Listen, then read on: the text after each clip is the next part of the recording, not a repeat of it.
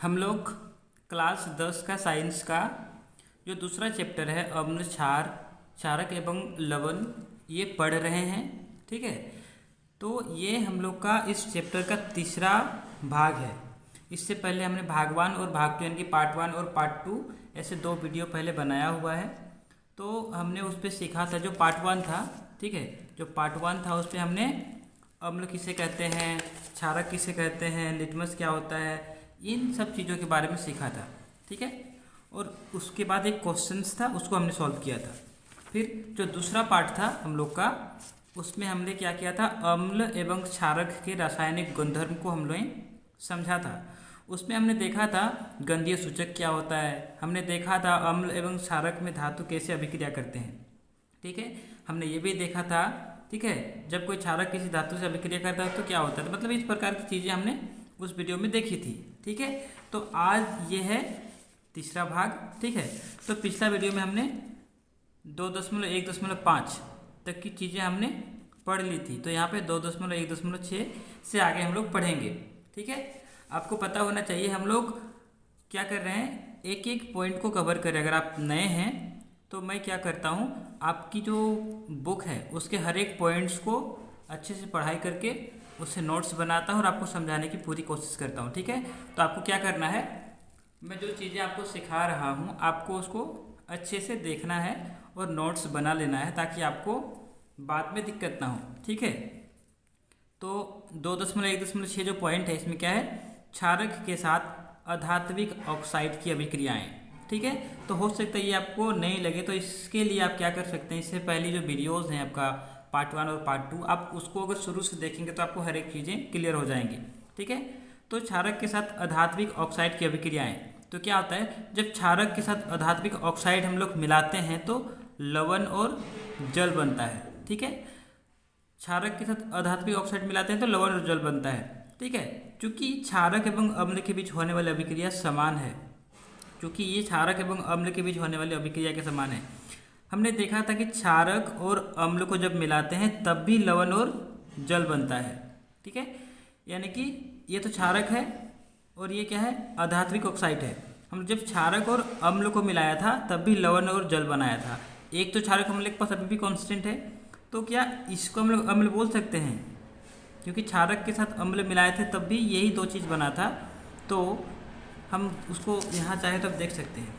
ठीक है, जब हम लोग क्षारक और अम्ल को मिलाए थे, ठीक है, यहाँ पे देख सकते हैं, जब हमने क्षारक और अम्ल को मिलाया था तब भी लवण और जल बना था। और अब हम लोग क्या कर रहे हैं, यहाँ पे अब हम लोग क्या कर रहे हैं, क्षारक के साथ धात्विक ऑक्साइड को मिला रहे हैं तब भी क्या हो रहा है, लवण और जल बन रहा है। तो क्षारक दोनों में हम लोग का कांस्टेंट है, यहाँ पे भी क्षारक था और यहाँ पे भी क्षारक है, तो ये यहाँ पे अम्ल था तो यहाँ पे भी ये जरूर अम्लीय प्रकृति का होगा तभी तब का लवण और जल बन रहा है। तो ठीक है, मतलब ये क्या था, क्षारक और अम्ल, यहाँ भी क्षारक, तो ये क्या है हम लोग का अम्लीय प्रकृति का है, मतलब ये अधात्विक ऑक्साइड किस प्रकार से काम कर रहा है, अम्ल की प्रकार से काम कर रहा है। तो यहाँ पे क्या निकालते हैं, अतः हम ये निष्कर्ष निकालते हैं कि अधात्विक ऑक्साइड अम्लीय प्रकृति के होते हैं। तो इससे हम लोग को क्या पता चला, जब क्षारक के साथ हम लोग अधात्विक ऑक्साइड को मिलाए तब भी लवण और जल बना, और जब क्षारक के साथ हम लोग अम्ल को मिलाए थे तब भी लवण और जल बना था। मतलब ये क्या है, जो अधात्विक ऑक्साइड है ये अम्ल की तरह काम कर रहा है, मतलब ये अम्लीय प्रकृति का है, ये अम्लीय प्रकृति का है। ये पॉइंट क्लियर हुआ। इसके बाद हम लोग को 3 क्वेश्चंस मिलते हैं।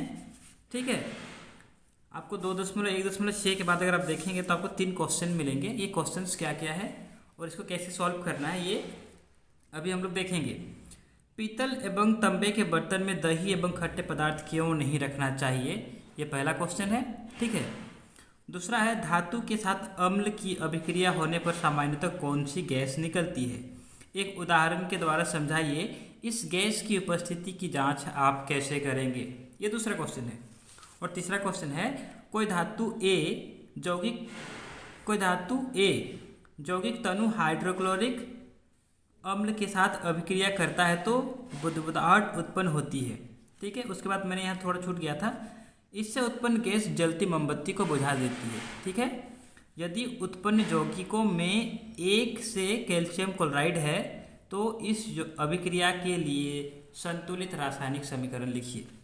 तो ठीक है, कोई धातु ए है, ठीक है, धातु ए यौगिक है, धातु कोई ए है, उसका यौगिक को हम लोग तनु हाइड्रोक्लोरिक अम्ल मिलाते हैं तो उसके साथ क्या होता है, बुझाहट उत्पन्न होती है और उससे जो गैस निकलता है वो मोमबत्ती को बुझा देता है। और एक जो दूसरा यौगिक उत्पन्न होता है वो क्या है, कैल्शियम क्लोराइड है। तो वो जो हम लोग का ए है ये कौन सा यौगिक है, कौन सा धातु का यौगिक है, और इसके लिए हम लोग को रासायनिक समीकरण जो लिखना है वो संतुलित लिखना है। ठीक है, तो पहला क्वेश्चन, पीतल एवं तांबे के बर्तन में दही एवं खट्टे पदार्थ क्यों नहीं रखना चाहिए। तो यहाँ पे देखते हैं दही एवं खट्टे पदार्थ। तो दही और खट्टे पदार्थ में अम्ल होता है, हम लोगों ने इसके पहले में ही पढ़ा था। ठीक है, तो अम्ल क्या होता है, स्वाद में खट्टे होते हैं, और दही में भी हम लोग का अम्ल पाया जाता है। कौन सा अम्ल पाया जाता है वो हमने शुरू में देखा था। ठीक है, तो दही एवं खट्टे पदार्थ, तो इसको हम लोग अम्ल बोल सकते हैं क्योंकि इसमें अम्ल ही है। साथ में ये पीतल एवं तांबे, तो पीतल और तांबा क्या है, धातु है। ये क्या हो गया, अम्ल हो गया, ये धातु हो गया। मतलब अगर हम लोग दही को किसी पीतल का बर्तन में रख रहे हैं, मतलब हम लोग क्या कर रहे हैं, किसी अम्ल को किसी धातु के साथ मिला रहे हैं।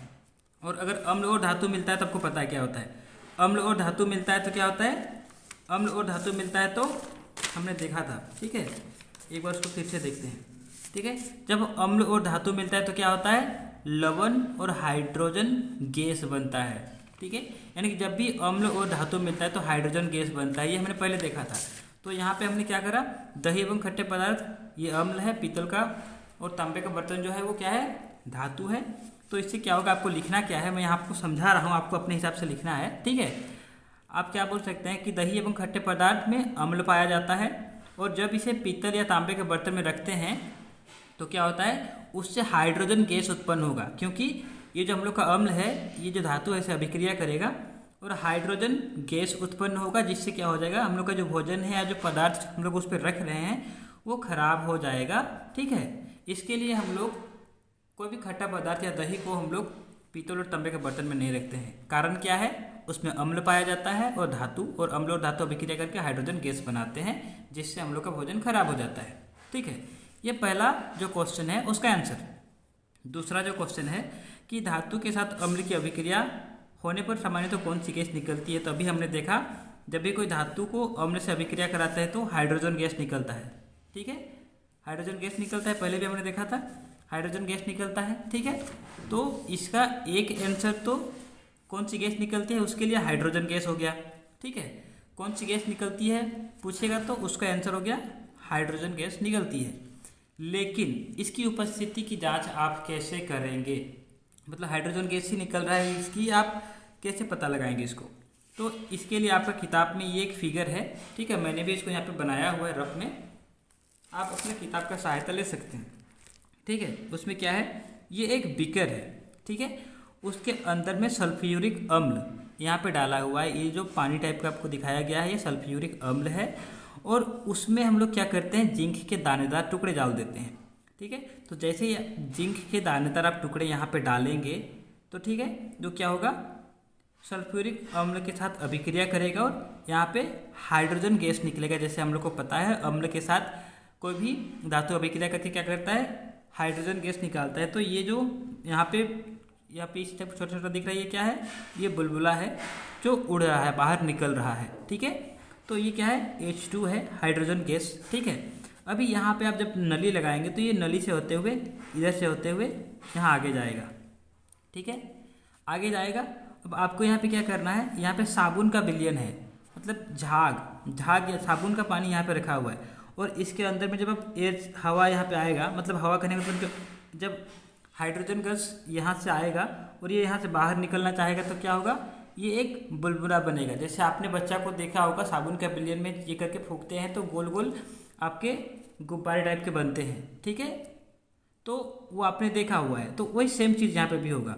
लेकिन क्या होगा, यहाँ पे ये जो आपका गोल गुब्बारा टाइप का जो बनेगा उसके अंदर में कौन सी गैस रहेगी, हाइड्रोजन गैस रहेगी। क्यों, क्योंकि यहाँ से हाइड्रोजन गैस आ रही है और ये आपका अंदर में हाइड्रोजन गैस छोड़ रहे हैं, तो ये साबुन के साथ बाहर निकल रहा है, साबुन की झाग के साथ बाहर निकल रहा है। तो उसमें जो बुलबुला बनेगा वो बुलबुला के अंदर क्या रहेगा, हाइड्रोजन गैस।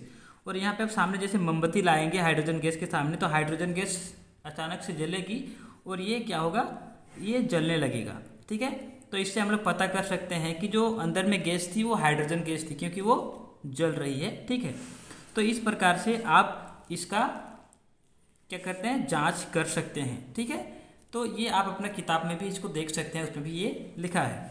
ठीक है, ये फिगर आपको अच्छा से वहाँ बनाया हुआ है, आपको समझाया हुआ है, तो आप इसको आप अपनी किताब से भी इसकी थोड़ा सहायता ले सकते हैं। बाकी मैंने समझा दिया कैसे होता है। ठीक है, अब तीसरा जो था, कोई धातु ए यौगिक। ठीक है, तो कोई धातु का यौगिक है ए, वो क्या करता है, हाइड्रोक्लोरिक अम्ल के साथ अभिक्रिया करता है, और उसमें से जो एक जो हम लोग का यौगिक उत्पन्न होता है वो क्या है, कैल्शियम क्लोराइड। तो कैल्शियम क्लोराइड को CaCl2 लिखते हैं, कैल्शियम क्लोराइड है ये। और उसमें से जो गैस निकलती है वो क्या करता है, जो जलती हुई मोमबत्ती है उसको बुझा देता है। तो आपको पता है, अगर जलती हुई मोमबत्ती को बुझाना है या फिर किसी आग को बुझाना है तो उसके लिए हम लोग को CO2 चाहिए रहता है, कार्बन डाइऑक्साइड चाहिए रहता है। कहने का मतलब अगर वो मोमबत्ती को बुझा रहा है मतलब उसमें से कार्बन डाइऑक्साइड भी निकल रहा है। ठीक है, यहाँ पे कैल्शियम है और यहाँ पे कार्बन डाइऑक्साइड भी निकल रहा है साथ में। ठीक है, तो हमने एक पॉइंट पढ़ा था, अगर आपको याद होगा तो, जब कोई धातु कार्बोनेट क्या करता है, अम्ल के साथ अभिक्रिया करता है तो क्या बनता है, यहाँ पर लिखा था धातु कार्बोनेट अम्ल से अभिक्रिया करेगा तो लवण बनेगा, कार्बन डाइऑक्साइड गैस बनेगा और जल बनेगा। तो लवण तो हम लोग का ये बना हुआ है पहले से। ठीक है, CaCl2 लवण पहले से बना हुआ है, कार्बन डाइऑक्साइड गैस भी बना हुआ है, और एक जल भी बनेगा बोलता है, किस पे, जब कोई धातु कार्बोनेट अम्ल से अभिक्रिया करेगा। तो यहाँ पे कोई धातु, ये क्या होगा, धातु कार्बोनेट होगा, और कौन सा धातु है, यहाँ पे Ca है, कैल्शियम है, यानी कि यहाँ पे कैल्शियम का कार्बोनेट होगा, यानी कि CaCO3। कैसे पता चला, क्योंकि यहाँ पे CO2 भी निकल रहा है, और CO2 कब निकलता है, जब हम लोग का अम्ल किसी धातु क्लोराइड से अभिक्रिया करता है, सॉरी धातु कार्बोनेट से अभिक्रिया करता है, धातु कार्बोनेट से। तो CaCO3 कैल्शियम कार्बोनेट है ये। ठीक है, प्लस HCl जो है ये HCl ही रहेगा, प्लस सॉरी अभिक्रिया करने के बाद एक लवण बनता है CaCl2 है। ठीक है, plus CO2 carbon dioxide gas निकलता है, और प्लस क्या बनता है, जल बनता है, यानी कि H2O बनता है। ठीक है, H2O बनता है। अब इसको अगर आपको क्या करना है, संतुलित करना है, तो यहाँ पे देखेंगे आप, यहाँ पे कैल्शियम 1 है, इधर भी कैल्शियम 1 है, यहाँ पे ऑक्सीजन कितना है, 3 है, यहाँ पे भी ऑक्सीजन 3 हो गया। ठीक है, यहाँ पे आपका कार्बन 1 है, कार्बन यहाँ पे भी 1 है। अभी क्या है, क्लोरीन यहाँ पे 1 है, यहाँ पे 2 है, हाइड्रोजन यहाँ पे 1 है, यहाँ पे 2 है, यानी कि यहाँ पे हम लोग 2 लगाएंगे, यहाँ पे 2 लगा दिया तो हाइड्रोजन भी 2 हो गया, क्लोरीन भी 2 हो गया, हाइड्रोजन भी 2 पहले से था, क्लोरीन भी 2 यहाँ पहले से था, यानी कि ये हम लोग का हो गया संतुलित। ठीक है, तो यहाँ पे आपका आंसर में क्या लिखना है, वो यौगिक जिसकी हम लोग बात कर रहे हैं, ए यौगिक जिसको लिख रहे हैं वो क्या है, कैल्शियम कार्बोनेट है। क्योंकि जब भी कोई धातु कार्बोनेट क्या करता है, किसी अम्ल से अभिक्रिया करता है तो वो एक लवण बनाता है, एक कार्बन डाइऑक्साइड गैस बनाता है और जल बनाता है। और साथ ही आपको ये भी उसमें लिखना है कि जो उत्पन्न गैस है वो जलती मोमबत्ती को बुझा देती है। इससे हम लोग को ये पता चलता है कि जो उत्पन्न गैस है वो कार्बन डाइऑक्साइड है, तभी तो वो बुझाएगी। इसके लिए आपको यहाँ पे CO2 होगा, ठीक है, और यहाँ पे आपका H2O होगा। ठीक है, CO2 और H2O। तो ये आपका इस प्रकार से ये क्वेश्चन बनेगा। तो ये वीडियो बहुत लंबा हो गया, 13 मिनट का हो गया, 14 मिनट का लगभग हो गया। तो इसके आगे की जो चीज़ें हैं वो हम लोग आगे के भाग में पढ़ेंगे।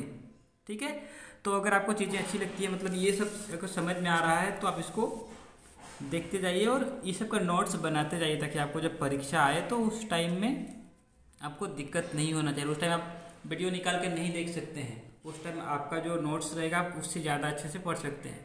ठीक है, तो आप इसको देखिए, अच्छे से नोट्स बनाइए, लगे तो वीडियो को लाइक करके सेव करके रख लीजिए, ताकि बाद में जब भी आपको ज़रूरत पड़े आप यहाँ पे आके देख सकते हैं। हमारे चैनल को सब्सक्राइब भी कर सकते हैं। ठीक है, धन्यवाद।